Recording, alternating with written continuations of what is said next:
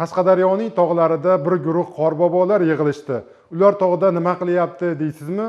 Unda hozirgi lavhani ko'rib bilib olishingiz mumkin.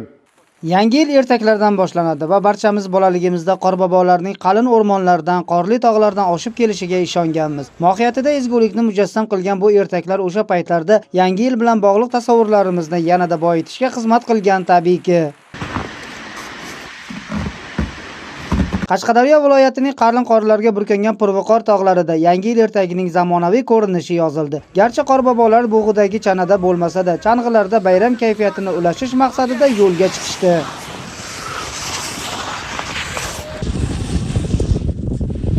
Qashqadaryo viloyati Yoshlar ishlari boshqarmasi tomonidan tashkil etilgan qorbobolar paradining boshlanishi ana shunday o'tdi. Mingdan ortiq qorbobolar viloyatning G'ilon, Maydanak tog'laridan oshib, Qarshi shahri aholisi va mehmonlari uchun sarguzashtli lahzalarni baxsh etdi.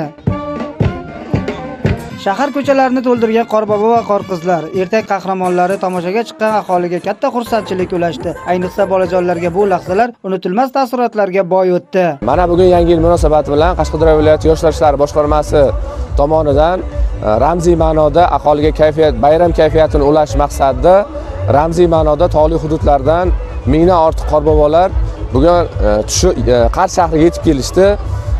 O'ylaymanki, bu bayram aholimizga juda ham ko'rib turganingizdek juda ham ko'tarinki ruh, kayfiyat ulashmoqda. Bugun Qarshi shahriga yetib kelishgan mingdan ortiq qorbobolarimiz Qarshi shahrining markaziy ko'chalarida aholiga, yoshlarga bayram kayfiyatini ulashib, ularga sovg'a salomlar ulashdi. Viloyat bosh archasi atrofida yakunlangan qorbobolar paradi konsert dasturlariga va ko'ngilochar tomoshalarga ulandi. Bayramona bezatilgan maydon bolalarning quvnoq kulgulariga to'ldi va bularning barchasi xalqimizning bayramni ko'tarinki kayfiyatda o'tkazishlariga zamin yaratdi.